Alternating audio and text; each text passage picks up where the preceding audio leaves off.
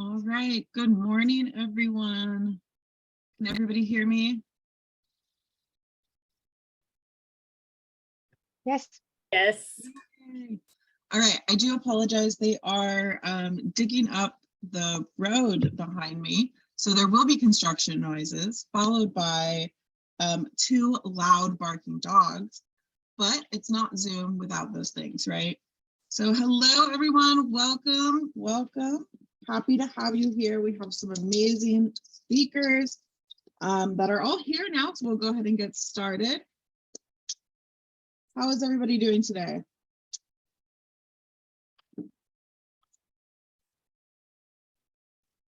We're okay here. We're okay. I don't know if we want to introduce ourselves in the chat, maybe your name, what brought you here, or where you're from. I'll start. I'm Alex, and I am from Cal State Long Beach.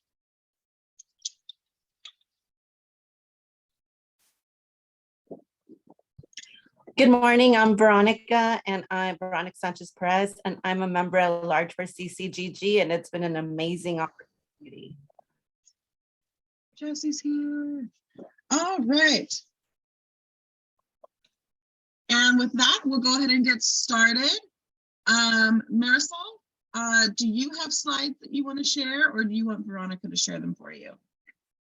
Yeah, I could share them. I think it's a large file, so I might have to, I don't know, it's so large, but Sometimes photos, right?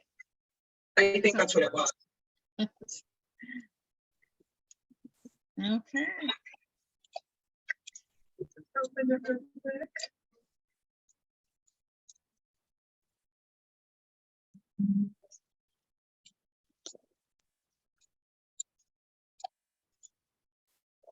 Sorry about that. Give me 1 second. Take your time.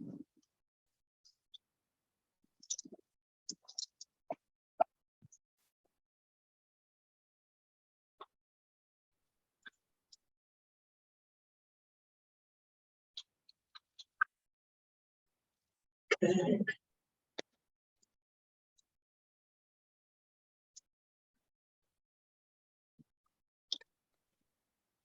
Okay, great.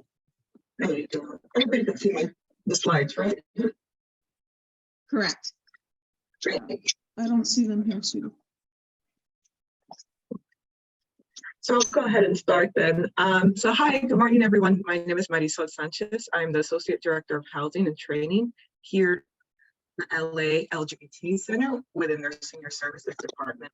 Just to give you a little awareness about the center, we have been established since 1969. We've been providing care and health services, housing services, youth, all the array of services that you can think of. We have more than 800 employees that are LGBT for the organization, providing the care to our community. A brief snapshot, we do provide HIV care at our clinic, along with primary medical care.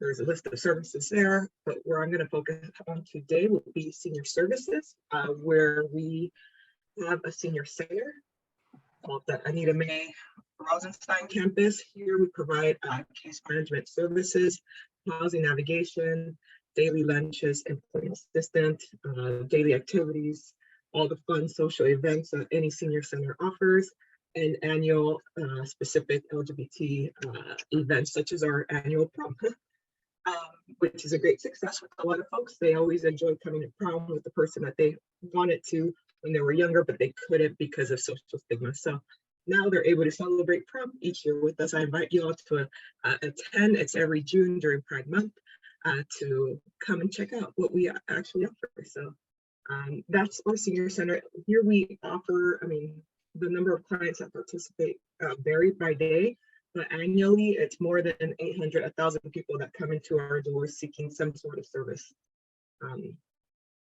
But primarily, so I am in charge of our 2 senior housing buildings, Triangle Square, which is the picture that I'm showing you now, located in the heart of Hollywood. This is the first LGBT affirming affordable housing in the US. So it was private funding federal funding that helped create this grand building. Our requirement is that folks need to be 62 and older. We do provide daily lunches. We have on-site case management services where, to help maintain people actively thriving in their community. Wait lists are closed, so in case anybody was interested in referring or applying to it, we are currently closed because the demand is high. As we know, in LA, housing is always going to be a high request. And then we also have our Ariana Getty Senior Housing, which recently opened. This one has about 98 units, one for the property manager. We also have a permanent supportive housing program on site where we partnered up with the Department of Health Services and the Department of Mental Health to provide chronically formerly homeless individuals with supportive services on site, along with our affordable housing units. This was open to anybody. They didn't have to be LGBT to apply to the building. But as a result, we got a lot of folks interested in applying who identified as LGBT. We do have a series of events. Again, we try to provide more than 40 activities on site at each building outside of our senior center. But just to clarify, this particular building, the Getty Senior Housing, is actually located right next to our senior center. So folks have the chance to participate in more than 100 programs each month, provided by staff, partnering up with our agencies in the community, or facilitated by volunteers, including residents themselves. So this is the type of activities that we offer on site. And just to clarify, this wait list is also closed because the need is so high and the demand is always going to be there. Hopefully in the future, we'll be able to expand our senior housing opportunities across the LA area. But again, that's a slow process.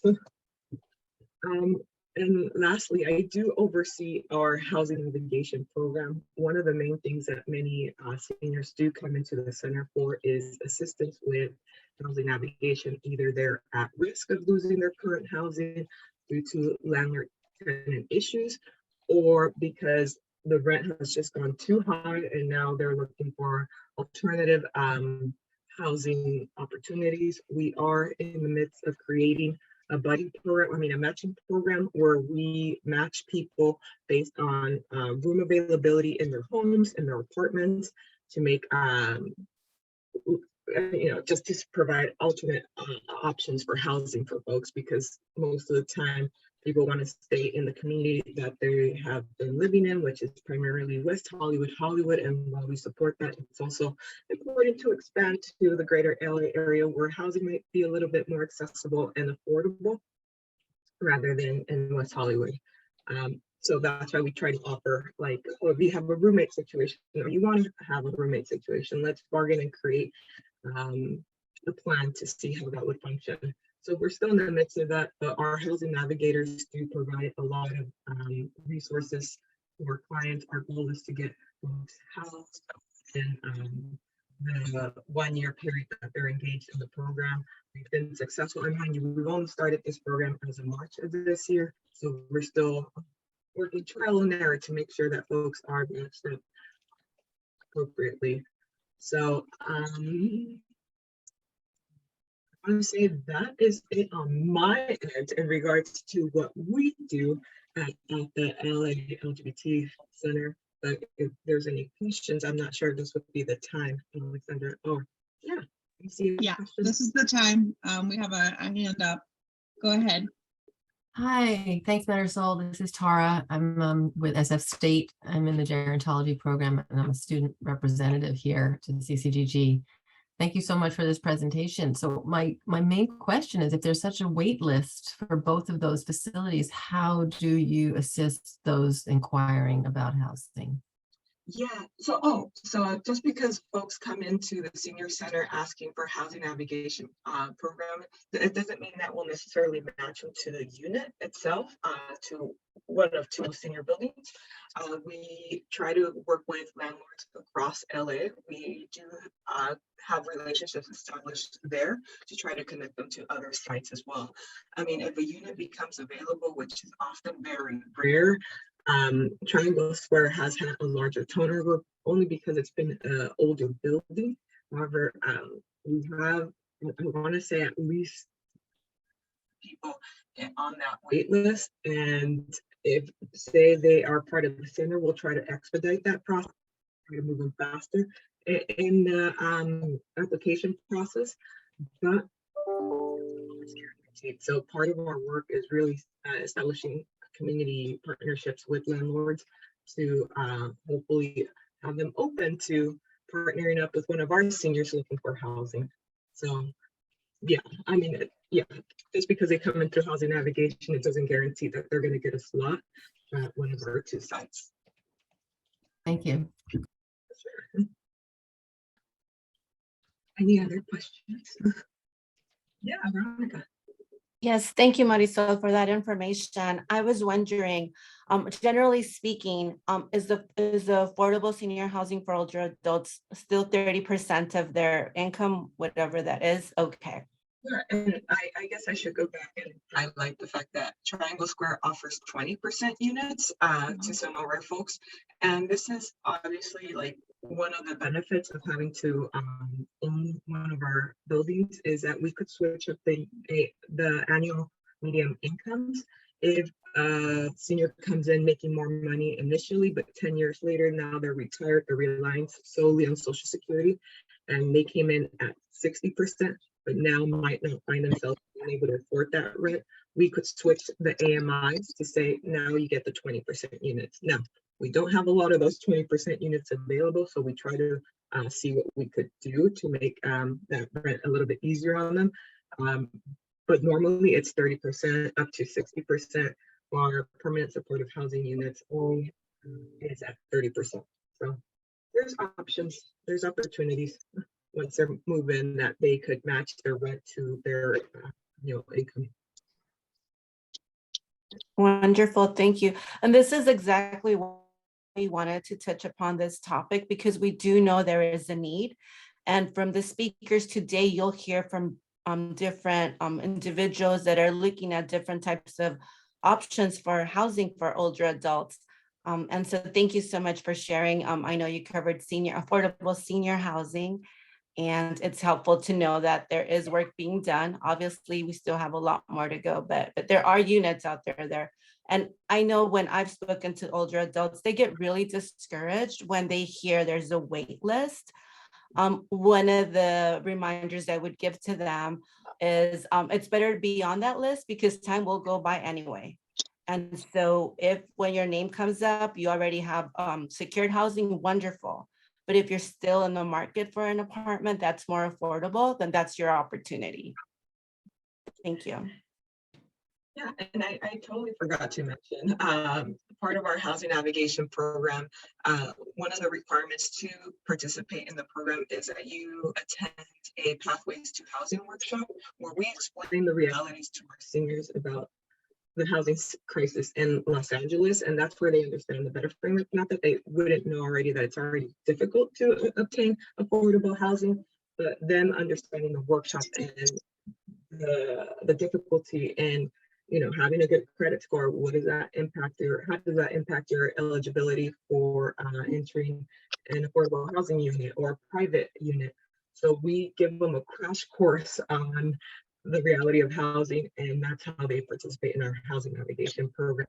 But we do that to set realistic expectations for our seniors to make sure that they understand that it's not going to be as easy. Yes, we all would want to live in a one-bedroom apartment in West Hollywood for $800. Well, that would be great.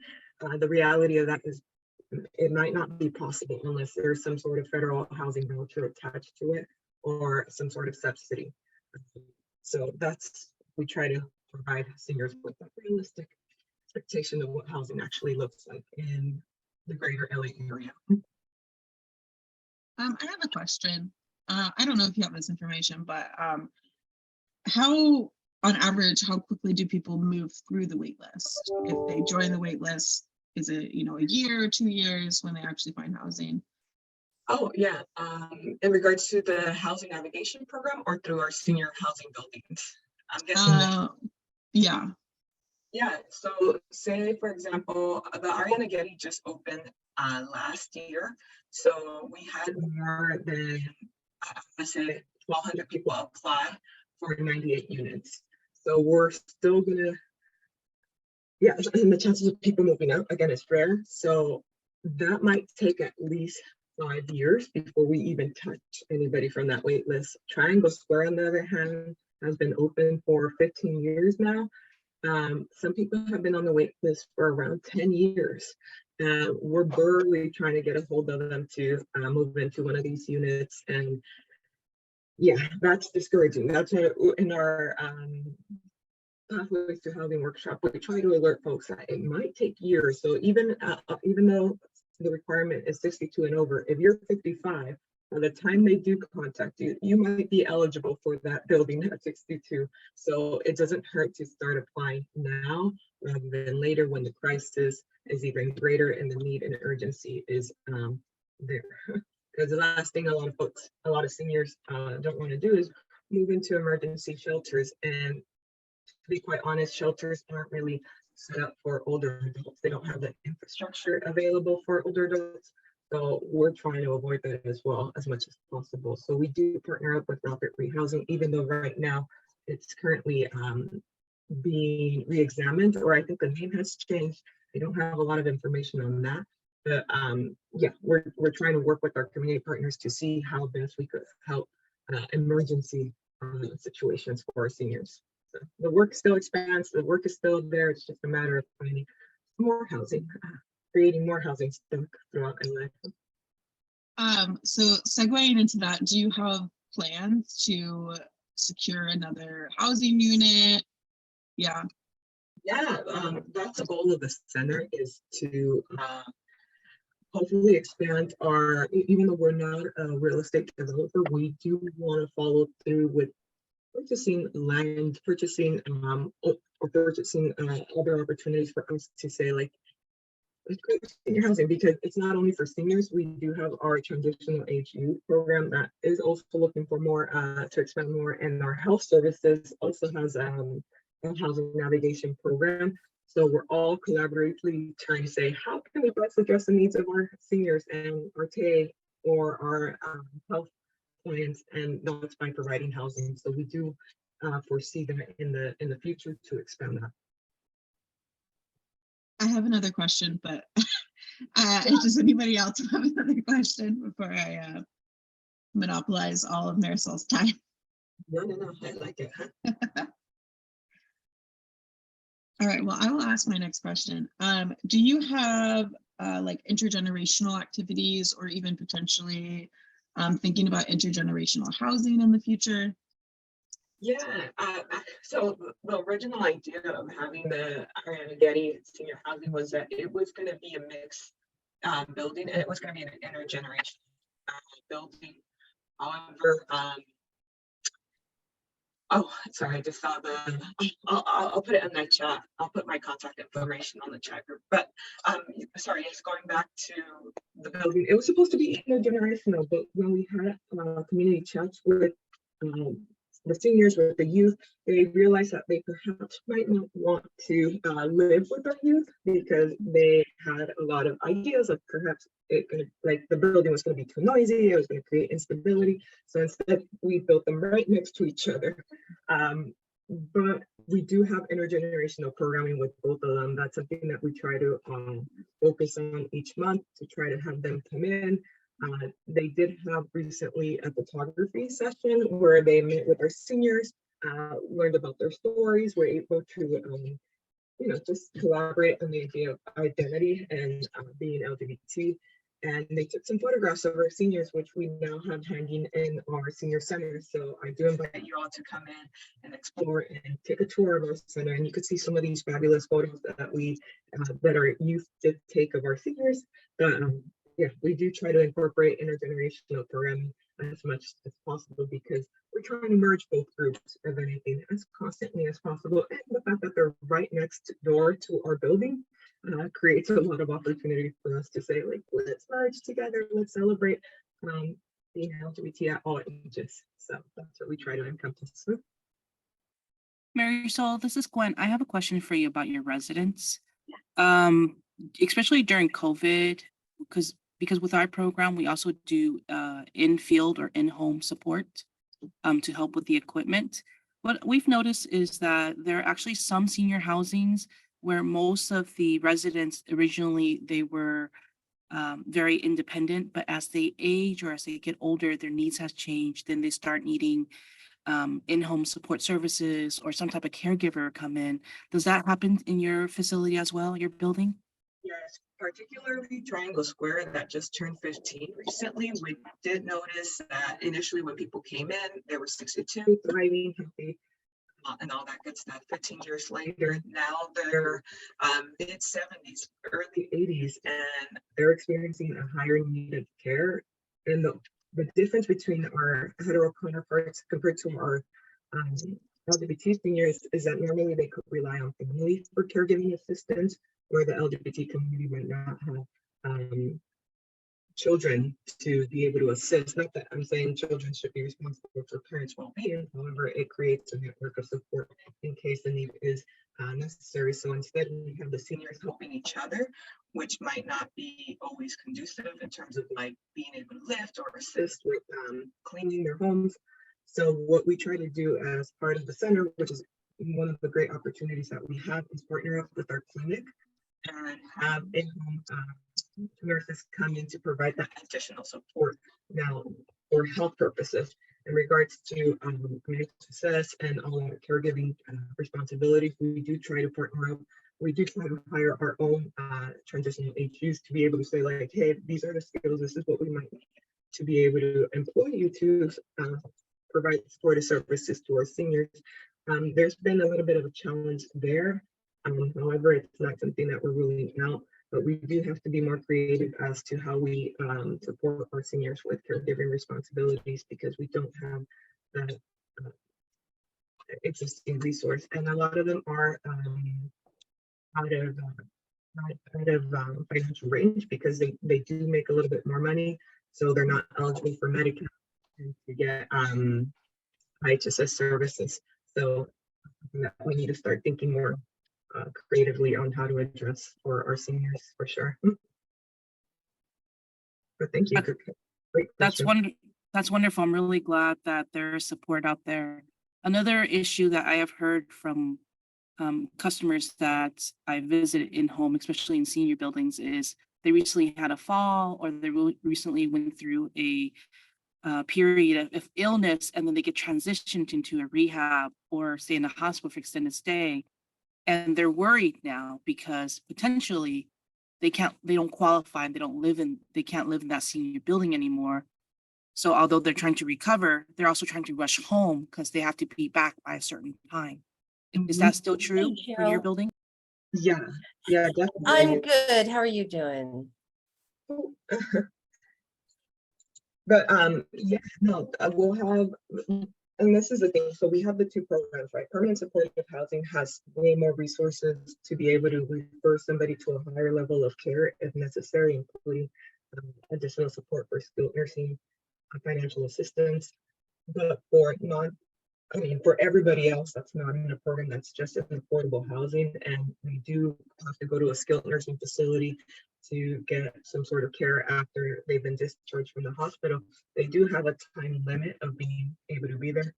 However, sometimes they just want to go back home because, and I'm talking about somebody that were recently had this conversation where they want to come back home, but they don't have the proper infrastructure to be able to thrive in their community because the quality of life in their home might not be sufficiently, it might not be sufficient to what they need.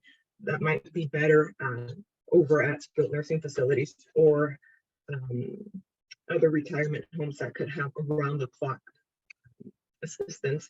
And again, even though we're affordable housing, we are independent living. We try to do everything for our community to make sure that folks stay in their buildings, but to a certain point, like we have to assess the situation and see whether this is even viable for them, and to see if maybe a higher level of care is actually needed to improve the conditions of the seniors.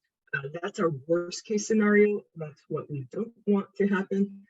But we've had instances where that might be the best medical route for them to have. But those are expensive. I mean, we do talk about the reality of that with our seniors.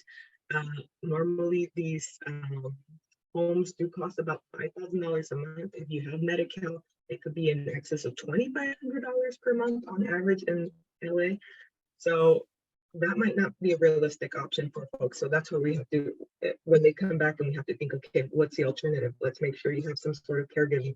At least a nurse can come in from the clinic. If it's 4 times a week, like we have to create the parameters, and our on-site staff do have those assessments and check-ins with our seniors every quarter, but more frequently if it's needed, if we see that their situation has turned downward and we need to think more creatively as to how to respond to their needs. All right. Thank you so much, Marisol. That was a really awesome presentation. I apologize. I was going to read your bio in the beginning and I completely was distracted by the loud construction noises. So, but I'm actually glad because they gave us more time for questions. That was a wonderful presentation. We really appreciate it. I would love if you put your contact info in the chat. I have several more questions for you. But we would like to move on to our next presentation so we can keep on time. And with that, I will introduce our lovely Mary Marshall, Dr. Mary Marshall, who's going to be talking about building a home in your backyard, right? Who doesn't want that? All right, I will pass it on. Hello. So first I'll say I am homesick with my son. He's with my husband right now, so we should be good, but just wanted to give you that FYI. And I am an assistant professor of gerontology in the CSULB program, but I am speaking about this mostly from personal experience. So I'll be sharing a little bit about my experience with my family of building a home. So let me share my screen here. Why am I not? There it is.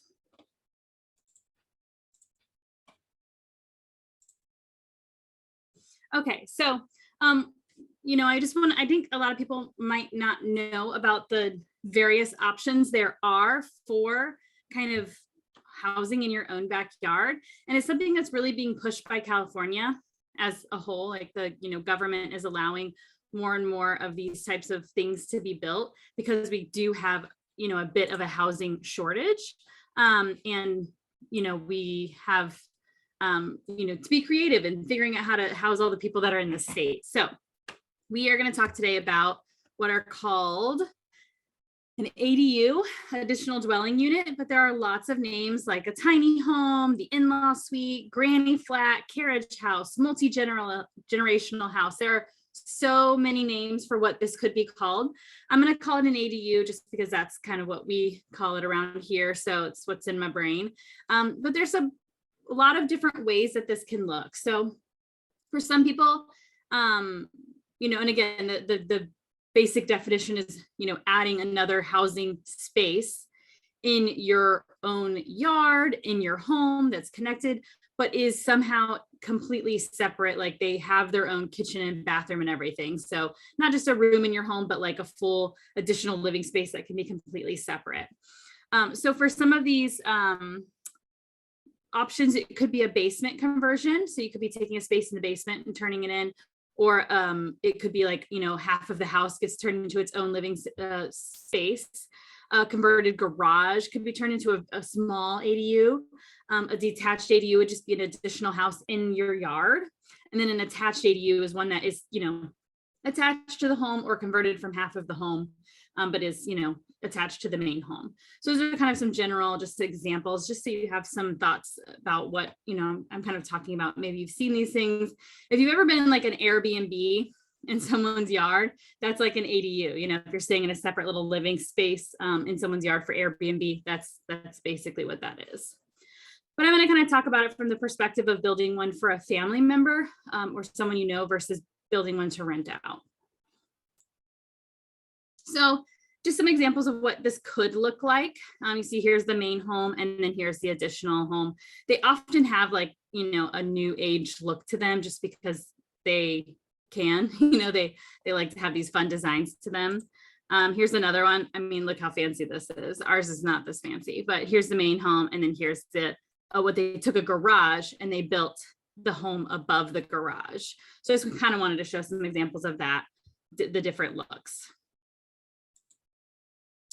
There was this really neat article in AARP about ADUs allowing homeowners to choose where they age and kind of just promoting this idea of aging in place, staying within the community versus, you know, going into it, maybe an assisted living facility that is not where the community that they've been in for many, many years.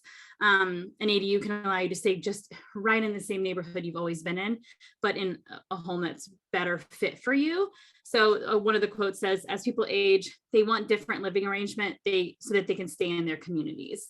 And so some of the, I guess, options of what an ADU might do for families with an older adult is, you know, the older adult can live on property with their adult children by building an ADU in their backyard or renovating their home to have an ADU space for them. That's what we're doing. We're building a home in our backyard for my in-laws. Or the older adult can choose to build a smaller accessible home on their own property, move into that, and then rent out their main home because they decide the main home is too big, has stairs, whatever, and they want that income. And then they build the smaller home on property. Or they can look around and find a small home to rent in their same community, an ADU that already exists. And, you know, they don't want to own a home anymore. They don't want to pay rent on a larger home. They can find a smaller one. Or the caregiver can actually be the one that's moving into the ADU. You could build a smaller ADU for a younger family member that wants to move into that ADU to provide care for you in your main home. So some of the pros of, and I've already mentioned some of them, but some of the other things, you know, the ability to downsize if you just find that your house is too big and you want something smaller. You can build something that has a lot more accessibility to it. And I have a short video to show, hopefully it works okay streaming it, that talks a little bit about accessibility in ADUs. And you can maybe choose something that's going to be a lower payment for you than continuing to have this large house with large, you know, AC or heating bills or upkeep or whatever it is. You could get something smaller that maybe costs more money up front, but is easier to maintain. And so a 2018 AARP survey found that 67% of older adults would consider living in an ADU to be close to someone, but still having their separate space. You know, it's really kind of the best of both worlds, getting to be in a community, getting to be near family, being able to ask for that help when you need it, but having that independence of your own space. So our experience, I'll kind of touch a little bit on who we're building for. And then I'll talk a little bit more about logistics and things like that, but having them in mind. So this is my family, me, my husband, my kids. We just had their joint birthday. One turned 3 and the other turned 1, like 3 days apart. So we had a joint party for them now because they don't have enough friends yet to have their own parties. But on the side here is my mother-in-law, Jackie, and my father-in-law, Dave. They are from Ohio. My husband and I both grew up in Ohio. And 2-ish years ago, right in the middle of the pandemic, my father-in-law, Dave, who is also a professor, had a stroke, and a really big stroke, really impacted their life a lot. And he has some, you know, challenges with getting around. He is able to get around with a cane and walking short distances. He doesn't need a wheelchair full time, but for going out, he uses a scooter because long distances are difficult. He mostly only has the use of one arm, one hand. And so, you know, accessing cupboards and opening things and you know, being able to get around is just, it is a little more challenging. And then there's things about safety because he only has like one side of his body is a little more stiff. We want to make sure that there's safety, particularly like reducing steps where possible, being able to go in and out of the spaces in the bathroom when it's wet safely, like things like that. Having space, just, open space to not bump into things. So those are all things that were important to us when we were considering their housing situation. And they lived in Ohio, for a while after a stroke, and just realized, of course, during a pandemic as well, that the support was just lacking. It was hard to have, family and friends help. A lot of the family and friends that they had near them are also older adults, their siblings, which Dave's sister over here on the right, she lives in Ohio as well, but she's older too. So they were trying to figure out what's their plan for the future so that Jackie as a caregiver is not 100%, taking on that burden. So we decided, hey, how about they move out here? Because we knew we wanted to stay here. We did live with them for a few months after the stroke, and it was challenging. That was challenging as well. So we came up with this idea to have us all buy a property together. So we didn't own a home yet when we came up with this idea. So we had to go kind of searching for a home that had a big enough yard. The main home had to fit what our family needed, me and my husband and our two children, and then space to build their home in the back. So that was a bit of a trick, finding that perfect property, but luckily we were able to finally get something that we thought would be really a good fit. And, you had to kind of have a leap of faith, because when you're buying, the home buying process is so fast, you have to make a bid so fast, that we just had to be like, we hope that this lot would get approved for an ADU. We have to hope it's big enough, hope there's no hidden thing that we're not seeing, and that they'll allow us to build the ADU. So we found this property. It's been over a year now, and that's one of the challenges I'll discuss, is the timeline of these things. And we're just starting actually building the ADU now. So this is a picture of our main home, and then the ADU is in the backyard, and I'll have some updates on that. So we decided to go through a company called Inspired ADU, and we looked at a number of companies. And when I watched the video on this company, I was just immediately sold, because they really talked about this issue of building for older adults and accessibility. So I wanted to share a 2-minute clip from this video so that you can see what they talk about, because I think it's just really neat. Let me share.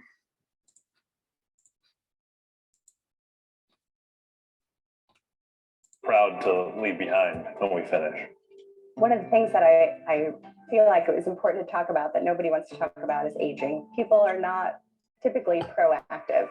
What we're trying to do with Inspired Independence is make sure that we can show you that your space and your life can be supported and independent, but in a way that's very inspired and not institutional.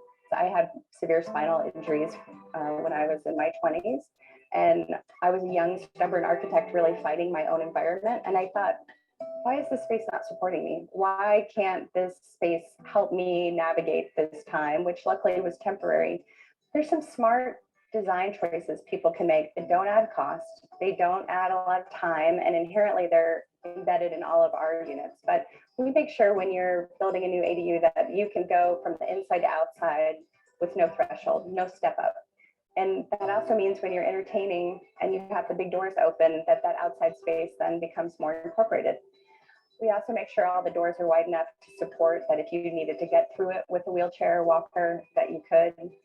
There's some really fun, interesting things we discovered when we became certified age in place specialists about how our bodies work. So you might see a gorgeous roll-in shower. It just blends in from the floor. But the truth of that matter is that's also an accessible shower. That's also something someone could wheel into. A lot of times people have really separated designing for aging and good design. But what we're really trying to do with Inspired Independence is put those two things together, because there's no reason as creative, thoughtful architects that we can't take the same approach that we would take to a high-end client and apply it to how to make an accessible bathroom. I mean, one of our real missions is that everyone should have access to good design. And our expectations of design is that it supports people in the fullest way possible. And that's at your low points and your high points. All right. So again, we chose them specifically because of all these things that they talked about, and that we, even though my father-in-law doesn't need a wheelchair now, just kind of being able to plan in advance to know that this, the things are there that they might need as they get older. Why not plan for that? So we were able to kind of pick a design that really met all those needs. So that was really important to us. You can also, an ADU can also be literally like a crane will come and like drop a pre-built home. It's like a home in a box and they will just drop it in your yard and kind of set it up. And it could be that easy. Those are typically raised and have steps into them. So they're not as accessible, not as helpful for aging. So we didn't choose something like that. So we have the harder path of actually building from the ground up in our yard, which does cost more, take more time, but it's going to be a better fit for our needs. So logistically, these are typically 100,000 to 400,000 to build, which a lot of times people are like, oh my gosh, it's so expensive. But it's kind of like, you're still building an entire home with, you have to run plumbing and electricity and all of those things that cost a foundation, all of that. So, it's not necessarily the same as like maybe a mobile home or something that is kind of just put somewhere because it's, has the foundation and everything. So it can be more costly. They do have pre-done plans available for purchase, where you can just, like here on the right, we had a lot of plans like this to choose from. And you could just pick one of these plans and just go with it, or you can further customize it. So my in-laws picked one of these plans and then further customized it to their needs. So an architect worked on that. And then you have to go through a full permitting process to the city, as you can imagine. I mean, you have to get a permit apparently you have to get a permit just to change out your water heater. So it's a full permitting process and it does take a long time. And then about 6 to 8 months for building, depending on, issues with weather or supply chain, stuff like that. So one of the challenges is we were very shocked at how long it took us to get everything going. So the permitting process and like the city would come back and they would give us like one piece of feedback at a time. They'd be like, oh, it's too far from the fire hydrant, you have to move it. And then we would submit that back. And then they'd be like, oh, well, this, where's the gravel for the foundation going to go? And we're like, why didn't you give us like all 10 points at once? So like I said, we've been living together for a year and the house is kind of just beginning being built. So I thought really when I came to do this call or when we talked about this presentation a long time ago, I thought I'd have more pictures of a finished home, but alas, I do not. So just to kind of show, this is our main home here. And then this darker gray is the ADU. So we have like this nice shared space in our yard. We wanted them to kind of have a path that leads up to the garage that we'll share. And so it's a really nice balance of having our own spaces, but having shared community space to be together as a family and have the grandparents be a part of our grandchildren's lives and for us to easily be able to access to support them when needed. And yeah, just some more pictures. They chose like this layout where it's very like open and easy to get around for my father-in-law. And then, we get renderings of the inside. And so they got to enjoy, this is a little bit different than maybe, and honestly, some assisted living facilities are $5,000 a month. So by the time they're paying off like the monthly payment of this ADU, it could come out similarly to what an assisted living would have cost them. And they got to like really pick out all the designs they wanted and they get to be close to family. And then this continues living on in our family as something that we can use to rent out later if they ever, move out or once they pass, whatever. So it can be a good option if you're going to be staying in a pretty expensive assisted living facility for many years. So these are the lovely pictures I have with pretty much nothing. We're a dirt pile right now. We just started a few weeks ago. This is the space where the home will go. You see the green string kind of shows where the home will be. And, like some of the things is like this concrete wall right here they have to fix this ground so that my father-in-law can get through without having steps. The biggest thing for us was no steps. So they have to like level this and create like a sloped path from the garage all the way to the home so that he never has to worry about steps. And so this is really, was really, really helpful for us to be able to like just improve his quality of living and him have independence. Right now, we're in the process of trenching the water and electricity, and we have these giant holes in our yard and through the middle of our garage. We had to empty everything out of our garage for them to literally dig a giant ditch through it. And so it's been quite a bit of challenges to our daily life. But once it's done, we'll be really, really happy. So and just some considerations in our experience, you know, this could be cost prohibitive because you do have to have a lot of the money up front, you know, different than like being able to pay rent or something. A lot of, you know, for the construction stuff, you really have to pay a lot of it up front. But we did receive a grant. We received a $40,000 grant to help pay non-construction costs. So like city permitting fees and things like that, we can use that grant money to pay for those.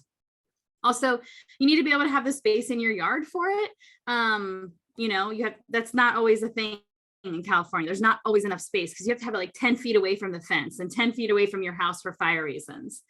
Permitting takes a long time. It could be that you're living too close to family. Like, is that okay? You know, is that really what you want? You know, considering it's a pro and a con. We had to live together while we're waiting for building because it was too expensive for us to have 2 mortgages or 2 rents at the same time. And so we are like just 2 families in a one house together and with little kids and dogs. And we have somebody who had a stroke that needs things to be easy to open. And then we have toddlers who we need to toddler proof and make it hard for them to open. So right now we're experiencing a lot of challenges with the living together part. But yeah, and then additionally, you know, like I said, planning ahead, the time it takes to permit and build, thinking ahead to what future health issues could be so that you're planning the house that will work for many years to come, not the house that just works for right now. So planning ahead for health issues. And then if you do plan ahead and you have a very specialized home for an older adult, does that translate to being able to rent out to the general public after the older adult moves out? So figuring out design elements that are nice and pretty and just universal design that other people might not even notice were put in for accessibility reasons is helpful so that you can continue to use that home later. And then just other things that we didn't really know about until you start doing it. There are solar panel requirements in California. You have to offset the cost of building a new home by installing solar panels either on your own home, on the ADU, or you have to pay for solar panels to be added to a community place where panels are up to offset energy costs. That was kind of interesting, you know, so we're going to be putting solar panels on our home because we have to. And then other costs, you know, you need to figure out where are they going to park. Some cities will say they can't just park on the street. You have to have driveway parking for them. So you might have to fix up the driveway. You know, you might have to pay for them to have their own address or separate metering for electric and water and things like that. So there's just a lot of little things that you kind of figure out as you go along. And it just ended up being more expensive than we anticipated. But again, that can be the same for assisted living as well. So I'm just really kind of weighing the pros and cons of what the cost truly would be of your different options.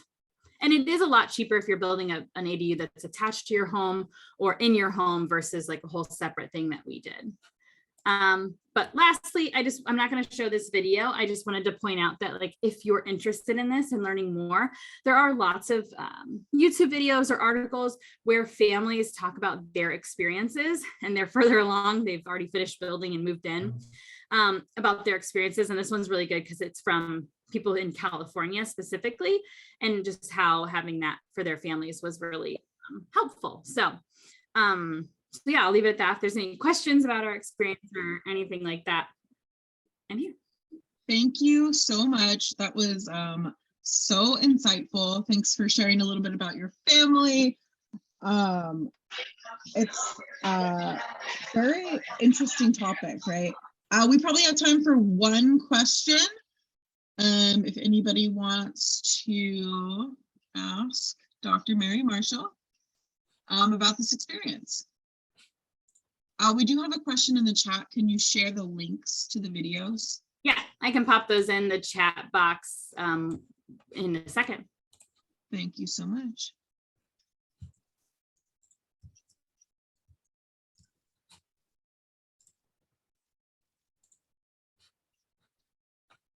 All right, well, I have a question. How long did it take you to find like the perfect house, like the base Oh, right. house. I mean, we actually moved pretty quickly, but we were lucky in that we had a family member die, and I'm sorry, I know I shouldn't say that's lucky, but because the timing of a family member passing inspired us to like kind of move on this, because we had some inheritance money. So his parents were going to sell their home, and then we used that money plus inheritance to like all put in together, and really they paid for. We were young and we didn't have money to pay for a type of property of this size for them. So they really put in more of the money for this. So it only took us about 2 months because we just really were very aggressively looking, and we had a good realtor, and we had to expand our radius. You know, I live in Brea. It's kind of far from where I work in Long Beach. We realized around Long Beach, there's no yards big enough. So we really had to expand out a little bit to find space. And then we do have one question in the chat. Maybe you could share a link or information about where you got the grant. Yeah, I can post a link for the grant. There's a lot of different options. They're actually really new. And so you apply, and they're kind of like nonprofits that help you get the money that the government has put out for this program. So yeah, I can share a link for that. Awesome. All right. Thank you so Thank much you. for that wonderful presentation. We are going to take a quick 5-minute brain break. You are free to move around the cabin, stand up, stretch, and we will be back with Dr. Andrew West. I do have a little poll, a fun little brain break. You are welcome to participate or not, completely optional. And we will be back at 10:02.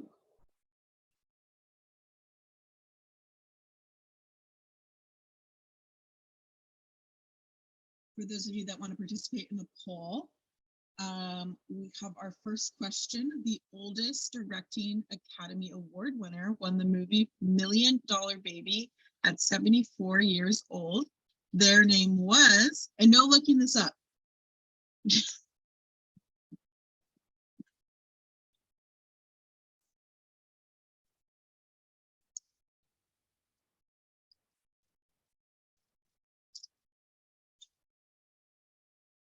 We also have to give a shout out to Mary Marshall for coming up with these questions. If you do not have a Mary in your life, highly recommend that you get one.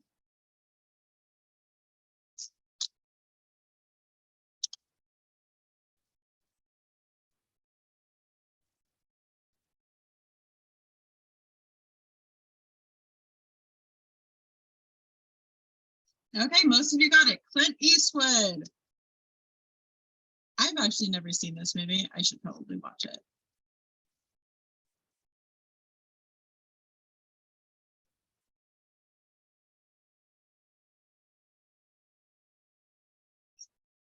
All right, our next poll.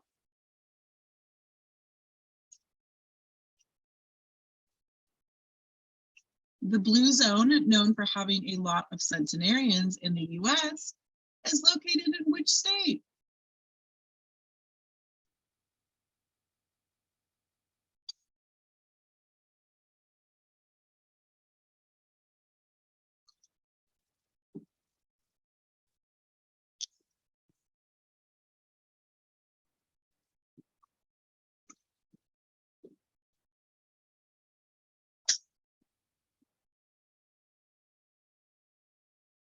California. Yes, if you did not know, it's in Loma Linda, very close by to me in Long Beach. We have our own little hidden gem of centenarians.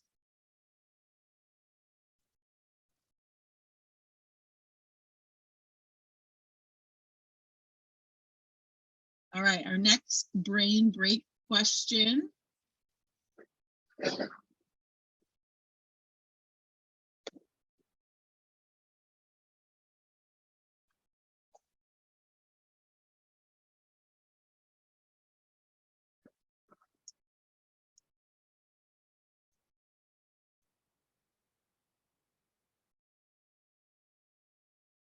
Oh, very mixed results.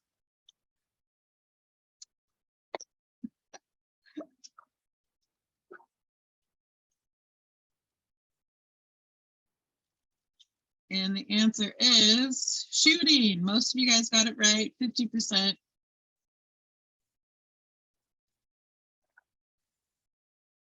All right, and our last brain break question.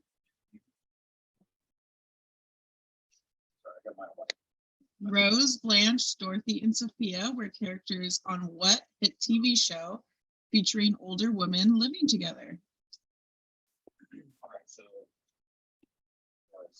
If someone gets this wrong, do they get kicked out of the meeting? They do, yes.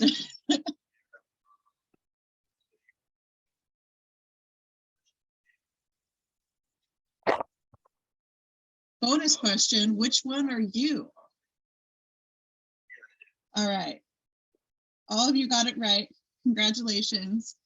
You are validated for being a gerontologist.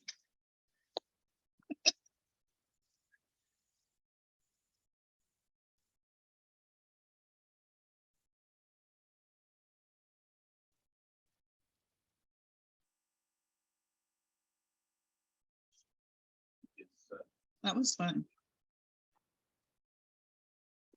All right, we'll wait one more minute and then we'll get back to our planned programming.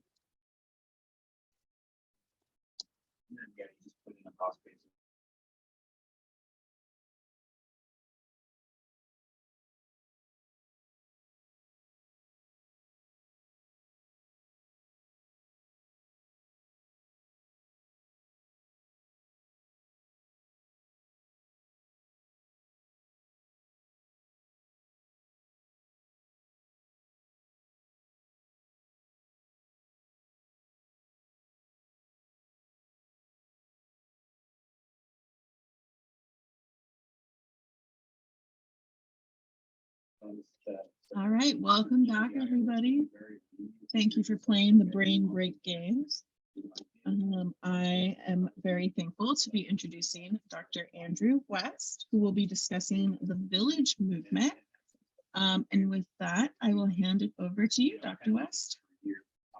Awesome. Thank you, Alexandra. Again, my name is Andrew West. All right, I'm kind of cheating a little bit because I'm zooming in from Albuquerque, New Mexico, because I do a lot of consulting for age-friendly, age-positive agencies and organizations in both California and New Mexico. So that's how I'm kind of cheating and zooming in on here.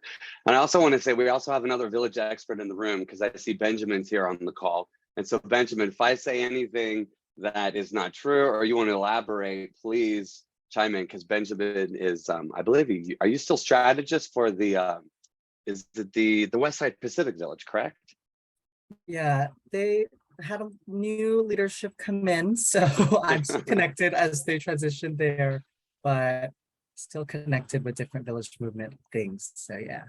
Awesome. Well, great to see you, Benjamin. So again, if I say anything out of place, please just interrupt me and kind of correct any ideas that I share. So just a little bit about why I'm here talking about the village movement. I'm not representing any particular village. I'm not actually representing the village movement, but I'm a major advocate for them. And I've done different types of consulting and just recently just finished some research with a village here in Albuquerque, New Mexico around creating a village and then helping villages find strategic partners for funding, for example. So what I'm going to do in today's presentation, I want to focus more on the village movement in the state of California specifically. We're going to be talking about local villages, kind of the ones very similar to what Benjamin used to work for, and then larger statewide organizations such as Village Movement California, and then also talk a little bit about the master plan on aging, which I believe is going to be on today's docket as well. So, all right, what is a village? So a village is where neighbors in a specific geographical place, they kind of organize into a nonprofit organization so they can offer services and support to allow their older adult neighbors to age in place. So that's just a nice, simple way to think about it. And so right here, so I'm not going to read this whole slide, but this is the one definition of what a village is. And this comes from the Village to Village movement, which is a national organization, which I'll talk about in a minute. But this idea of getting a neighborhood, I want to really focus on the geographical space because that is one kind of interesting element within what the village model is. So the idea of, so like, for example, villages that I've worked with in the past, you get 3 or 4 neighbors that, let's say, are in their late 70s, and they realize, uh-oh, I might live to be 95, and I have enough money to live in my house now, but I don't have enough money to go into an assisted living facility. And I also make too much money to qualify for a lot of the state and federal programs that allow me to go live in, let's say, some alternative living situation. And so the idea is these neighbors get together and they actually start a nonprofit organization as a neighborhood. So they organize, and that's why I love this idea of a grassroots approach where neighbors just simply organize to help each other out. That's a nice, simple way of thinking about it. So they organize neighbors, and these neighbors get together and they say, yeah, I can either volunteer or I'll need services, or maybe a little of both. So they get together, working, kind of assessing their neighbors and the neighborhood and what the needs are. And so they get together with neighbors who can offer simple things as like cleaning your yard, cleaning out your gutters, helping you get the mail, helping you clean your house, a ride to the doctor's office, a ride, one of the ones that I work with here, they give weekly rides to food banks. So the idea is allowing people to age in their home. And another thing interesting too is these villages, as the village model gets adapted to different neighborhoods and different other communities, they don't just focus on older adults. They actually do focus on neighbors who have different abilities or disabilities, and they kind of include them in these programs that they offer to help people just stay in their home. And then another facet of this is staying connected with their communities. So what I'm going to do is just kind of talk about the different levels of the village movement as it applies to the state of California. I want to start with a national organization called the Village to Village Network, which I'm sure many, if not most of you, have possibly heard about. But what they do as the network to then support a state level network, which is a Village Movement California, and how that state level network impacts the local villages as they are actually experienced in our neighborhoods and our cities. So for example, we have the Village to Village Network, which the great thing is what this network does is they kind of give the template. They are the ones, if you're someone who, let's say for example, Alexandra, you want to start a village in your neighborhood, this is a great place to start. You just email them and you call them and say, hey, I want to start a village. I got 2 people that are interested. And they have the information and they have the case studies from other villages in your area or somewhere in the nation that can say, okay, this is how you start. And so they kind of put you in contact with other organizations that have done similar things in your area to then just organize and build around that. And what I really like about this, it's really all about building community. And because what I really like about the village movements, and I'm sure this is the case for a lot of different work that we do in our different facets of older adult aging services, gerontology, is we really don't want to reinvent the wheel. We really want to make our lives easier as the aging population grows and we need more diverse and more amplified solutions. And one of the best ways to do that is to find the solutions that are already there. So what Village to Village Network does is it helps you build those community connections and networks that you need to keep your program sustained. And then on a really important level, educate you on your state, how the state and national level of governance and leadership can actually help you incorporate into your organization. And so you've got the Village to Village movement nationally, and then you have the Village Movement California. And again, so this is not an actual village, but this is a nonprofit organization that actually helps villages in California network with one another and learn from one another, kind of being a clearinghouse of village information as it applies to, well, very similar to the talk we had earlier about the different laws and jurisdictions locally and statewide around, policies around housing and other things that impact older adult populations. So Village Movement California is really good at educating people on or putting you in connection with the people that you need to know how to, let's say, start your village.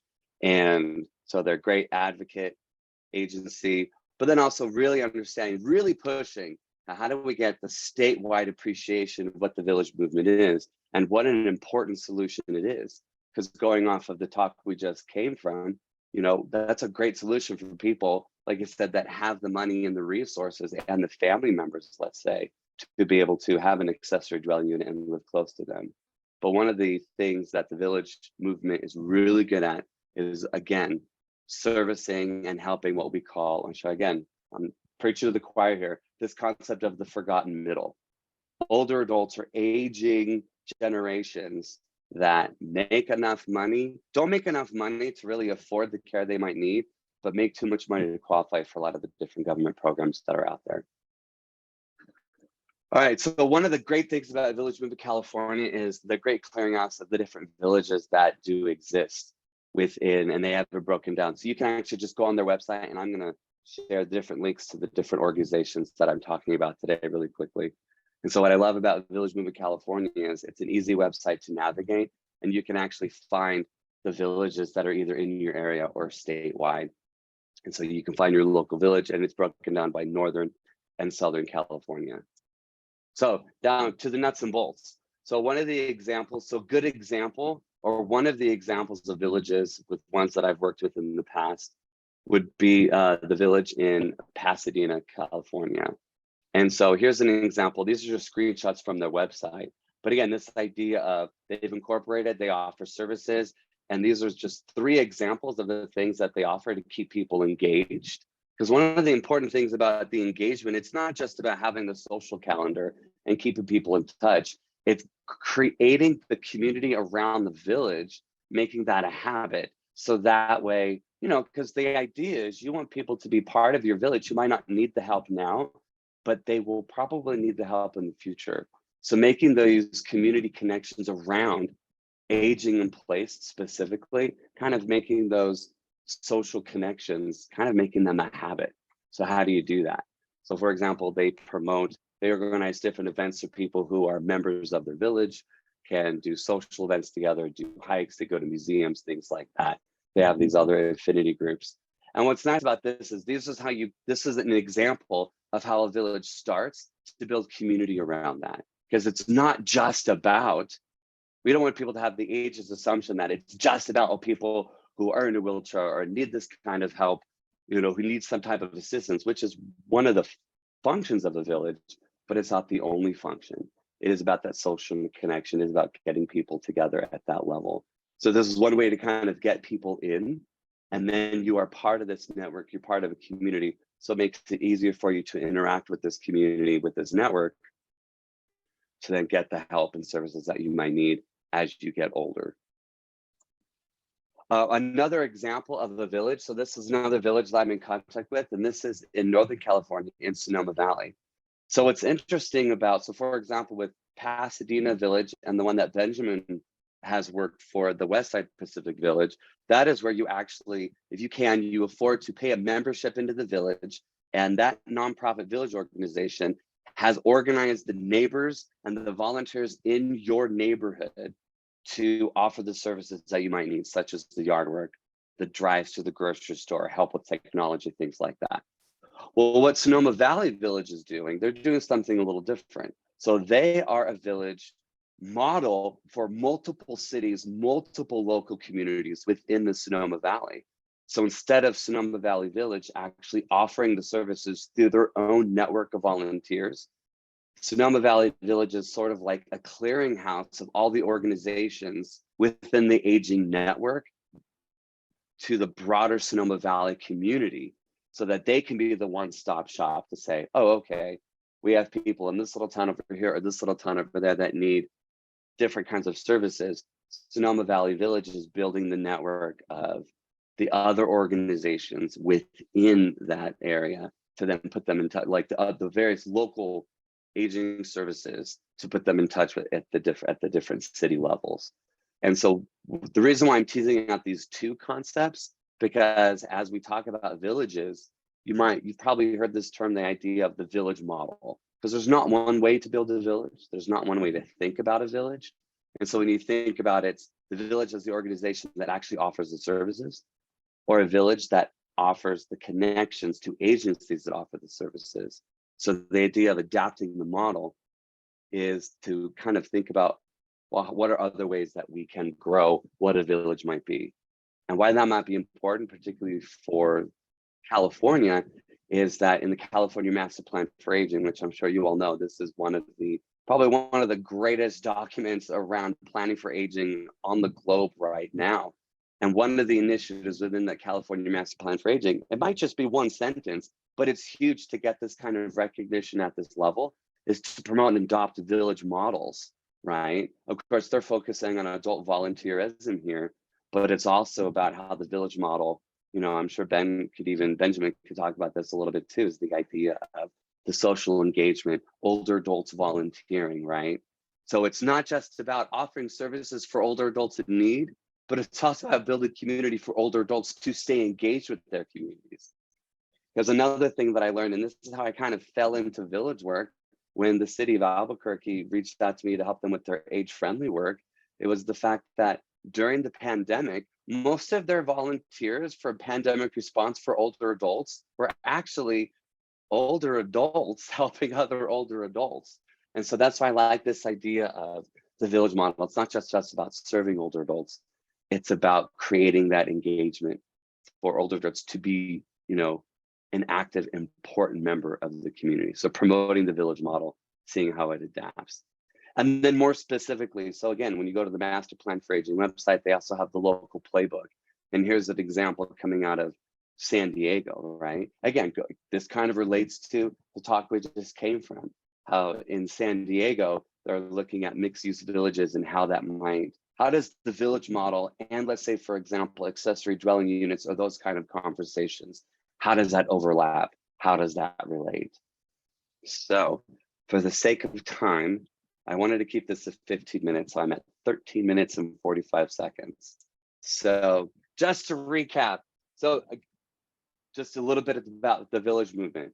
Think of it as small neighborhoods coming together, organizing as a nonprofit organization to then gather volunteers and resources to offer resources and services to their older adults and disabled neighbors. So that's on the small micro level, but on the larger level, thinking about how the village movement, just the concept of it takes the village. How does community organizing and how does engagement with your community help us age in place better? And with that, I will stop. And if there's any questions, I'll take some questions, if there's questions. I'm sure there's questions. We're all ready for transforming our neighborhoods into a village. All right. Any questions about the village movement? That was I have an actually comment. This village, you feel like there is a lot of things for kids, and so it's like, why don't we have that at the other end of the spectrum? And so I really love this. So I'm really excited to learn more about it. So thank you. Hey, Mary, could you repeat that again? Because you cut out for a second. I didn't hear the first half of that. I said you're awesome. I know you want to make sure you get the compliment. Oh, okay. No. We got the important stuff. There's a lot of stuff for kids. The whole "it takes a village." You feel like there's a lot of resources for children and our younger generation. So why don't we have that for like the other side of the spectrum? And I just think it's really great. So it makes a lot of sense.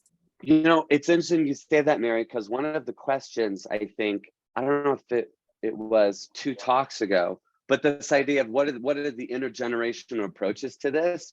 And it's interesting. So this last village that I just finished this assessment, and we're actually going through trying to get this research published, hopefully by spring of next year. But one of the things that came up is, people talk about intergenerational aspects of the village, and everyone goes to little kids, high schoolers. But the one thing that came up is, when we talk about intergenerational, Gen X, I'm a member of Gen X. We could talk about Gen X and how maybe there's not the young, maybe not the old, but what are the other generations? How do we take that? Because what came up is, one of the simple things is when these villages do their assessments, they'll research, like, how old are you? What services do you need? And we actually got a lot of people in their 30s that replied to the survey, said, these questions don't necessarily apply to me right now, but I really want to be involved at this level. And it opened up this great conversation of, oh, okay, the village is a piece of all the different generations within that area. That's a great point. Thanks, Mary. We do have a question in the chat. They're curious to know if the village movement is successful in communities of color. Yeah, so that's a great point. So one of the things, and I've talked with Charlotte at the Village Movement California about this, and this is sort of where the research with Village is going. And as gerontologists or people in the research fields, I'm just going to put this out there. This is a great place to start thinking about community partners for research, not just because we have so many questions that need to be answered, but the impact of your research could start sooner than, let's say, other topics. And the reason why I'm saying that is that that's been one of the critiques of the Village movement. So for example, it's the fact that you typically, when you browse the internet, you look at this topic, the assumption is villages typically only happen in middle-class white neighborhoods. Which, yes, when you think of an official village, yes, that is the case on some levels. But one of the things they're looking at is that's one of the missions of Village Movement California. How do we diversify that?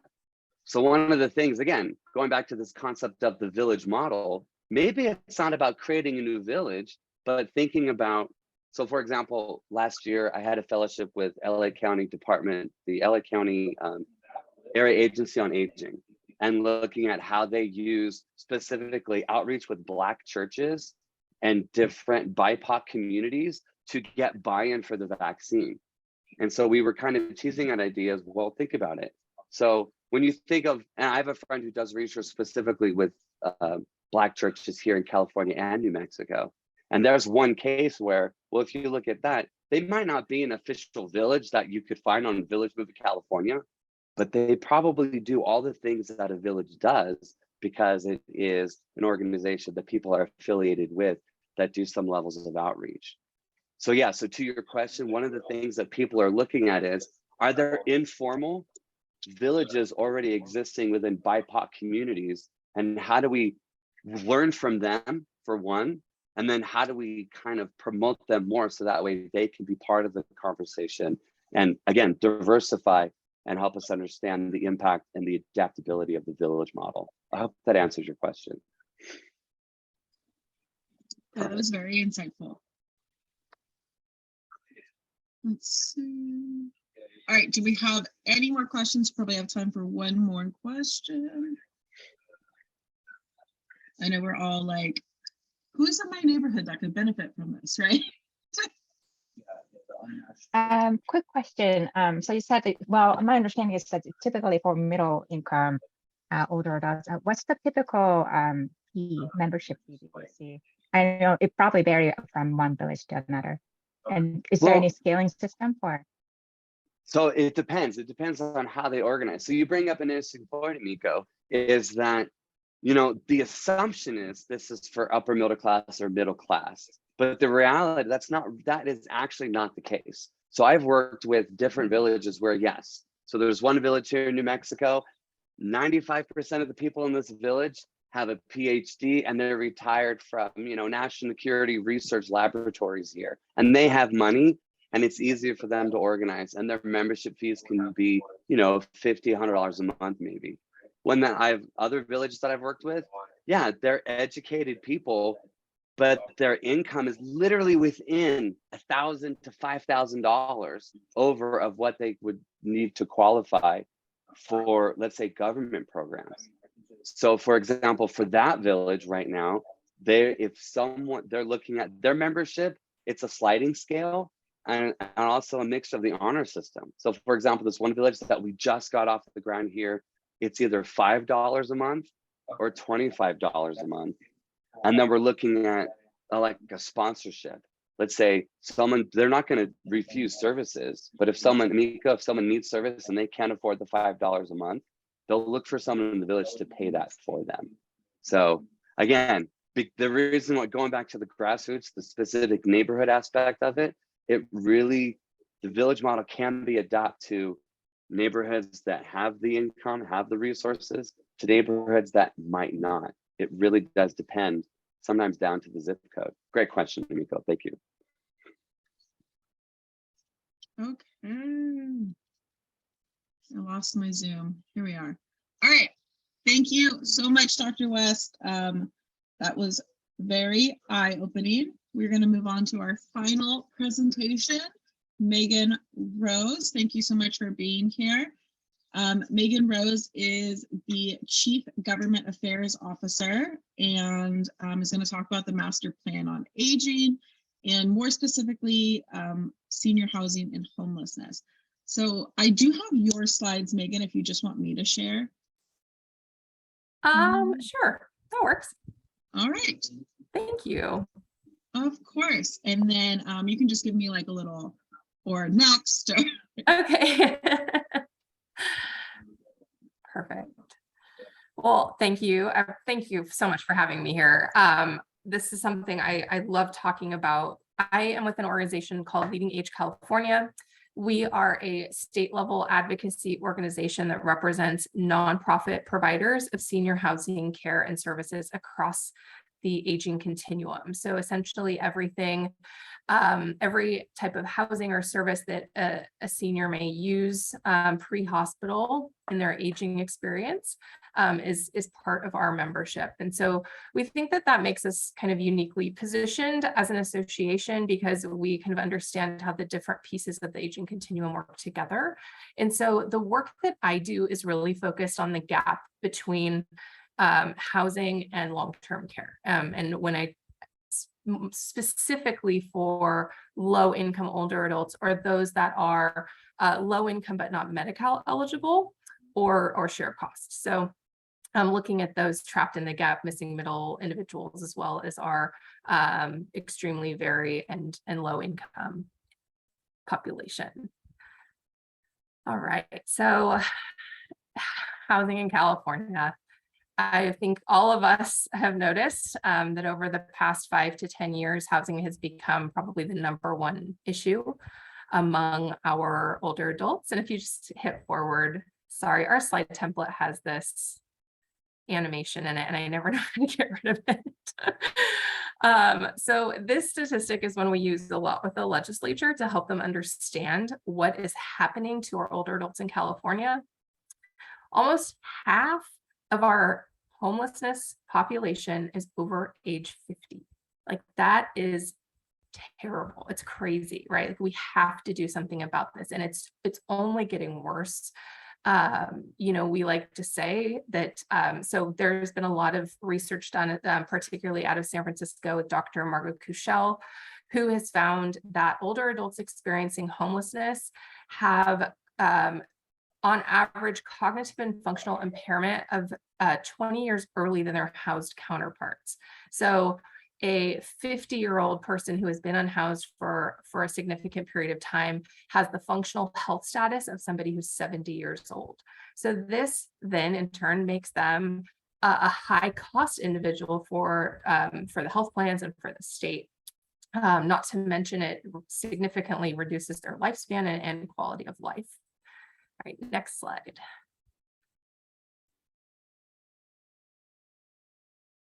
So this is why this is happening. So as we know, California is really expensive. It's really expensive to live here.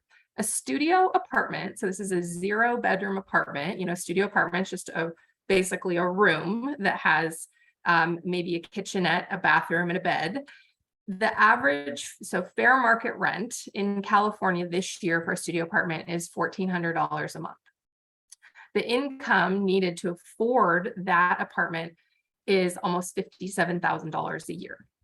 But many of our older adults are living on either Social Security or SSI. The SSI payment is $1,000 a month. So the rent that a person living on SSI can afford is $300. So they're nowhere close to being able to afford a fair market, even studio apartment in the state of California. Next slide. All right, so we've been talking about this for quite a while, and it's not gotten a lot of traction at the state level until we had a master plan for aging. And this all started when Governor Newsom was running for election. As we know, one of his big platforms was that he was going to create a master plan for aging for the state of California. So after he was elected, he issued an executive order. The executive order called for the creation of the master plan for aging, and it said that he was going to appoint this stakeholder advisory committee, or what we call the SAC.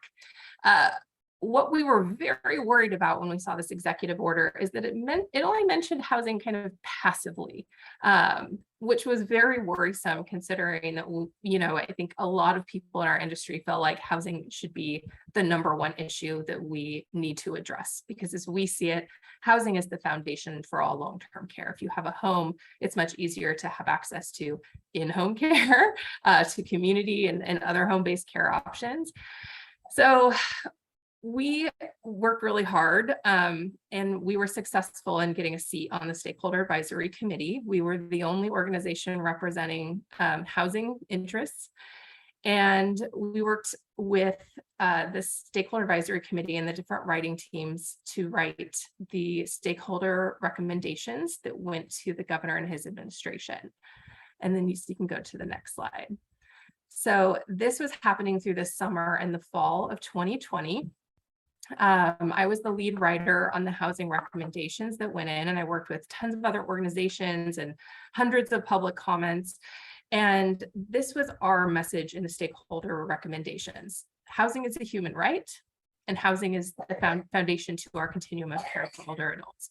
And this is the little graphic that we put together to kind of show how you build livable communities with housing as the foundation. And so our recommendations were very long, but what it boiled down to is that we need better data on the housing needs of our older adults. We need more affordable housing. We need to help low-income older adults remain housed. So those who are in stable housing right now, but as Marisol talked about earlier, you could be on a wait list for many years. And so how do we keep these individuals who already have stable housing, how do we keep them housed until they can get into an affordable housing situation?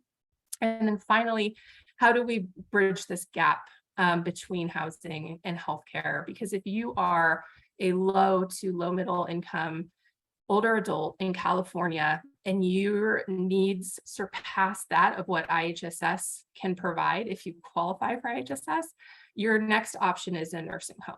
And we have to be able to do better than that. So in January, oh, and this is actually a typo on my bad. It's January 2021, the master plan for aging was released, and we were so thrilled that housing was the #1 goal of the master plan for aging. Next. So some of the highlights from the master plan for aging, and granted, the administration, they didn't take our recommendations in detail. They gave themselves a lot of leeway to kind of make the recommendations, or at least implement these recommendations as they desire. So a lot of the recommendations around housing are mirrored in some of the actions that the governor is taking around housing overall. So not housing specifically for older adults, but just housing across the state. And so these include things like reducing the cost of development, looking at our existing programs and seeing how they can work better for older adults. Looking at prioritizing development of units serving extremely low income, which is 30% of area median income or lower, very low income, which is 50%, and then low income, which is 60 to 80%. And then enforcing housing production laws, which has been a huge Newsom administration tactic to try and get these local governments to build the affordable housing that they're supposed to build. They did include our recommendation about collecting better data. They did include a recommendation around exploring health and housing strategies, specifically on including Medicare in this, so that we can target some of those Medicare-only low-income older adults. And then looking at strategies to prevent older and other at-risk individuals from falling into homelessness.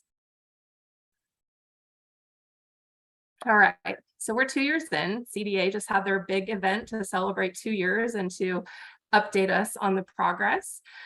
So where are we in terms of housing? I would say we're doing okay. As an advocate for affordable housing for older adults, I wouldn't give us gold stars all around, but I think we are making progress. The administration and the legislature have committed over $20 billion to housing and homelessness over the last 2 years.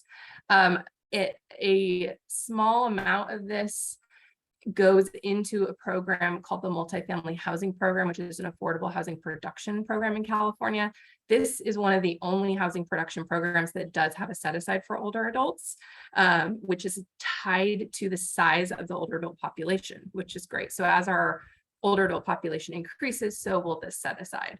However, a lot of this money is going to local governments. Local governments have a lot of decision-making capacity for how they want to use this money. And so unfortunately, it's very difficult to say how much of this is actually going to older adults. The Department of Housing and Community Development loves to tell us, well, 1 in 10 of our publicly funded units is occupied by an older adult. And I always say, well, that's great, but it should be 1 in 5 at least, just looking at the size of our older adult population. So we have to continue to do better on allocating those new housing and homelessness resources to older adults and people with disabilities. The state has committed $855 million over 2 years to a program that they call community care expansion.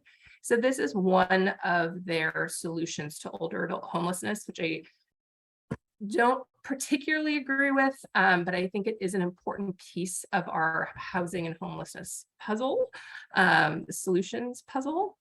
And so what this is the state has set aside this money to essentially bolster economically and rehab RCFEs, small RCFEs, which we would call board and care facilities, like 6-bed facilities, and even larger RCFEs, as long as all of these facilities are caring for SSI recipients.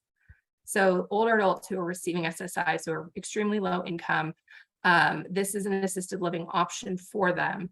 But because they do not make very much money, and with just the cost of operating in California, it's been very difficult for these smaller RCFEs to operate, and they've been going out of business, especially during COVID, very quickly. And so this is like a number of units. If you look at it from a supply chain perspective, it's a number of units going offline that have been serving formerly homeless or at risk of homelessness, very low income older adults. And so the state is trying to kind of bolster up, prop up these RCFEs with extended funding and rehabilitation options to allow them to remain open for these low income individuals.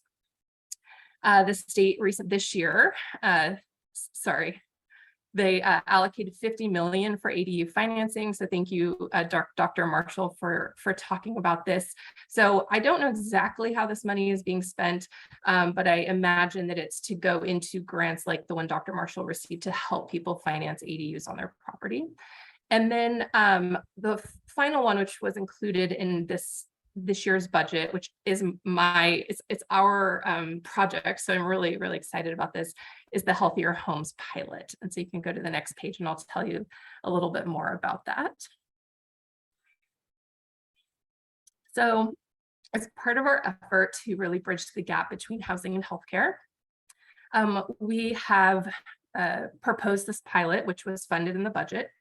Essentially, CDA has been allocated $12.5 million to implement this pilot across 8 counties over 4 years. And so the grants will go to qualified nonprofits in each county, and the nonprofit will then hire an RN and a community health worker.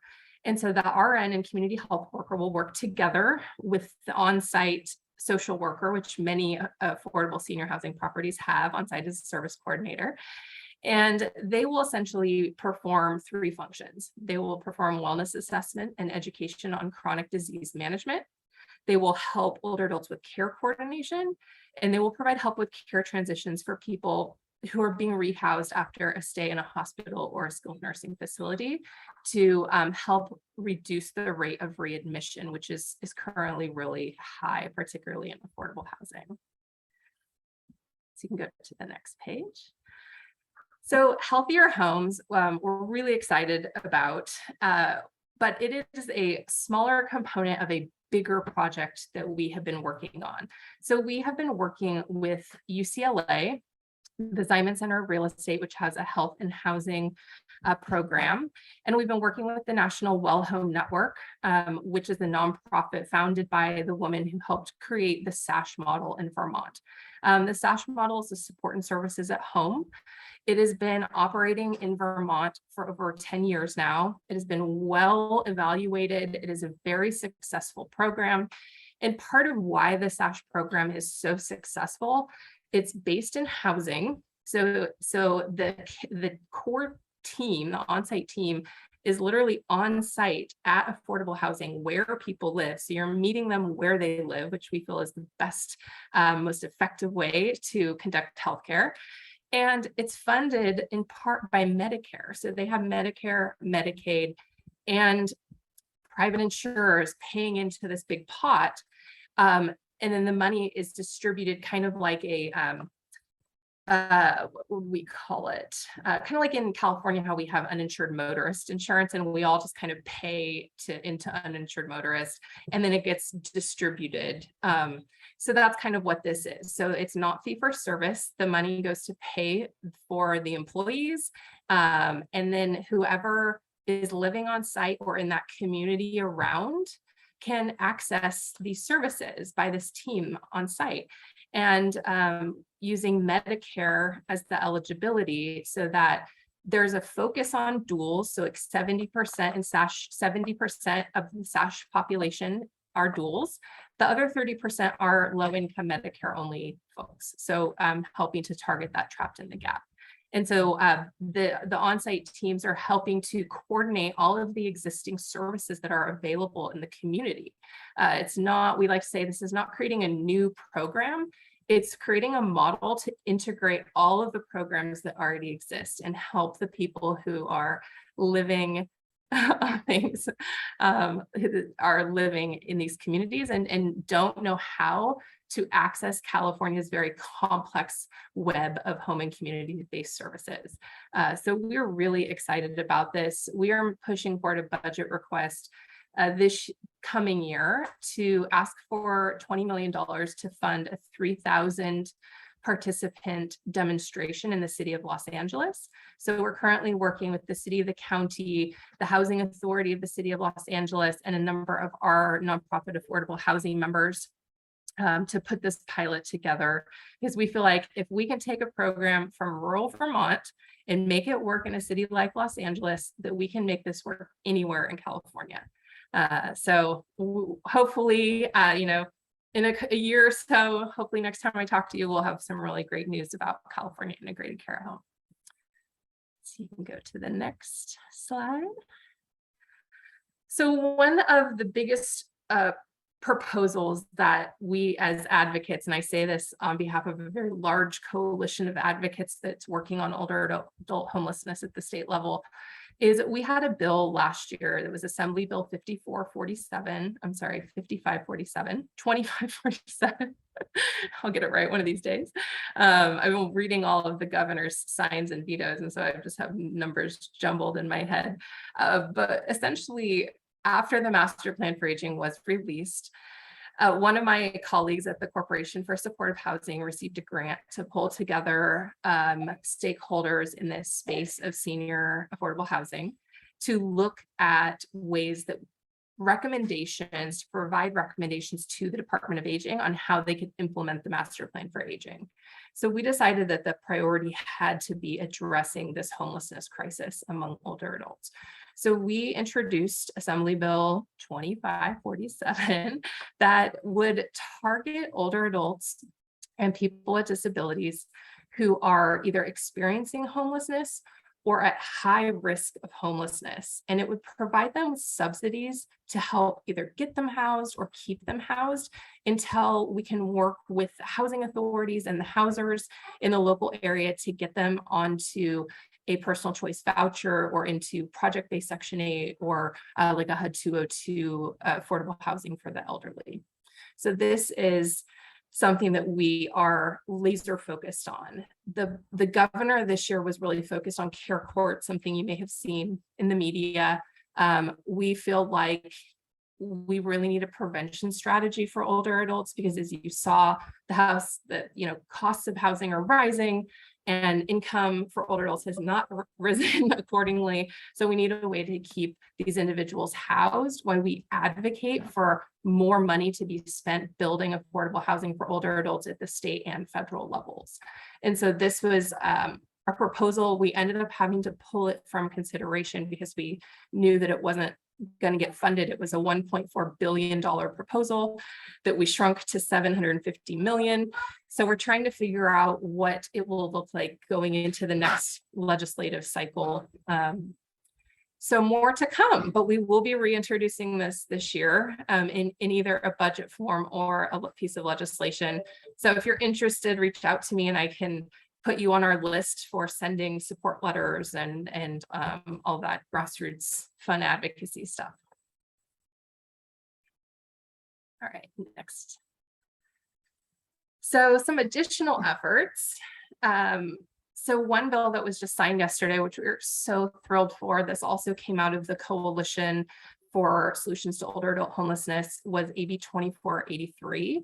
And essentially what this would do is when a property developer is applying for state funding to develop a senior project, if they agree to set aside 25% of their units for the assisted living waiver participants, for PACE eligible participants, or home and community-based alternative waiver participants, they can receive points incentives, because it's very hard to get money for development in California. And so it's a competitive process where when you apply for funding, your application is scored with a series of points, and the highest scoring applications get funded. So this would provide additional points to those developers who are willing to set aside these units. One example of where this has worked really well is at Talmadge Gateway in San Diego, where the Housing Authority has partnered with St. Paul's PACE to provide PACE services to formerly homeless older adults in over 60 units on that property. And it's working really well because the PACE services are helping to keep these individuals housed and stably housed, which is an issue we often see with individuals who have experienced chronic homelessness. It's very difficult to transition them into permanent supportive housing without these additional services. So we're also looking at options for PACE to more easily serve individuals. I think we'd all agree PACE is a fantastic program. I'm sorry, my sick kid is playing baseball in the kitchen right now. So PACE is wonderful. And the hard part about PACE is such strict eligibility criteria that we're really looking to see, okay, how could PACE expand eligibility to include the unhoused population so that it could really target people experiencing homelessness. Another thing we've been talking about is contract mode IHSS, which right now San Francisco is the only county participating in contract mode IHSS.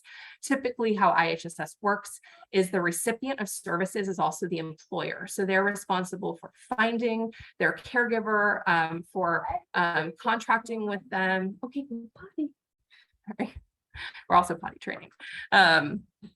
So contract mode IHSS would be very helpful for allowing individuals experiencing homelessness to receive IHSS services, because it would be everything would be coordinated. All of the administrative work is coordinated by a nonprofit, so that they're helping to find the person. They're working on like the contracts and the payments and everything, so that it's easier for someone who is unhoused to access those services. All right. All right, so this is my contact information and links. I'm sure you all know the MP already. I don't know if you've ever have the time and want to look through the stakeholder recommendations, that's the link for them. But yeah, thank you so much for having me, and I'm happy to answer any questions that you have. Thank you, Megan. Thank you for making those intense policies and condensing them down in a sizable portion for us. I know that's not easy. That was really eye-opening, especially in California. So do we have any question. I know there was one in the chat, I think from Veronica. Oh, what were the 8 counties that participated in the pilot? I think this was a Oh. while back. All right, so let's see if I can get these all right. So north to south, we have Shasta, Sonoma, Contra Costa, Sacramento, Fresno, Orange, Riverside, and San Diego. I think I got them all. And we're trying to put the pilot for California Integrated Care Home in Los Angeles, which is why we specifically left Los Angeles out of those 8 counties for healthier homes. Los Angeles, it's a state of its own, really, right? It is, yeah. It's something else, especially as with CalAIM and, you know, these plans moving, creating these DSNPs. I mean, trying to figure out how to integrate the plans without relying on the plans or having the plans be in charge, because I think that's one issue that we've seen in other housing and healthcare pilots is when there's one plan in charge, they're typically very focused on serving their own plan members, and it's not scaled. It's really hard to scale outside the jurisdiction of that plan. So CAT's organization has a really wonderful partnership with the Inland Empire Health Plan, where they've actually been committing resources to non-IEHP plan participants. So that's a really promising pilot that they've been doing. And we have a hand raised. You can go ahead and ask your question. Tara? Hi, thank you so much for this presentation. Really, really informative. I'm curious to know, is part of the planning process prior to or in the process of, you know, making recommendations to the master plan on aging, were previous models researched? Because this work has been ongoing for so long, either in other states or here in California, where the sort of best practices were taken to create these new recommendations. Yeah, so part of what we did was the state created this Engage platform for getting more public feedback into the master plan for aging process. And they actually did such a wonderful job. We are going to be featured in the Harvard Joint Center for Housing Studies report that's coming out next Thursday, because of the way that they really tried to open this advocacy process up and not just hear from people like me, the people they always hear from, but to hear from everybody. And so part of my job working on the housing recommendations was just to pour through like thousands of comments. And I talked to people in different states, different cities that are doing different things. And we tried to write the recommendations based on all of these best practices. So I'm sure we didn't get all of them, but yeah, that was something that was really important to us, especially on the healthcare and housing side, where we've seen so many models over the years and haven't been able to scale any of them, right? Because there's so often it's geographical, and you really can't scale out of the county or counties, the region that they're in. So SASH was the model that we found that could meet a number of those policy priorities, such as scalability, meeting the needs of the forgotten middle, and creating a true integration where you're not putting the health plans in control, but the housers, who are the people who are seeing these individuals every day, you're putting the housers in control. Thank you.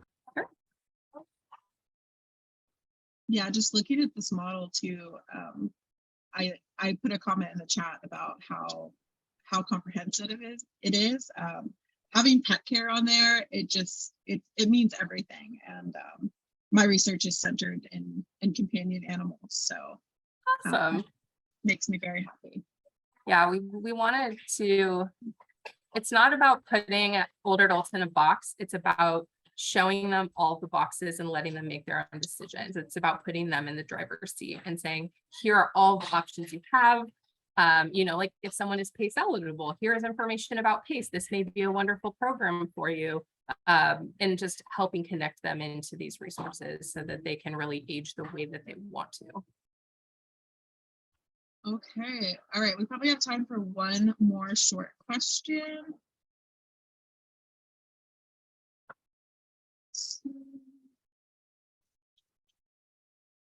Can I ask a question? Of course. So looking through the recommendations and the research, do you find any housing issues that are unique to rural area versus urban area? And are there any strategies that are tailored for that in different settings in the community? Yeah, so there are a lot of different challenges for rural versus urban areas. You know, we have a bit higher demand for affordable housing in urban areas just because there's higher population. It's a little less expensive to build in rural areas, but often rural housing is not as competitive when applying for funding. And so that's been a huge equity challenge the state is facing to figure out how to equitably distribute funding for housing. And they've instituted a couple programs over the years to help support building housing in rural areas. On the older adult side, the challenge is really when you have older adults living in a clustered setting like that, the challenge is finding caregiving, doctors, nurses, community health clinics, because we have such a dire shortage of these resources in rural areas. And so a lot of our developers who are building in rural settings, they often partner with the VA and build housing like for veterans and things where the VA has a little bit more, may have more resources in rural areas.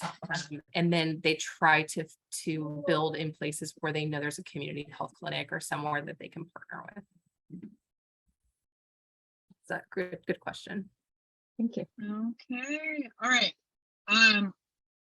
That was amazing. I feel like I learned so much. My notes are just like all over the place. Thank you. I can't wait to share some of this information with my students. And I believe I will hand it over to Veronica for a few closing remarks.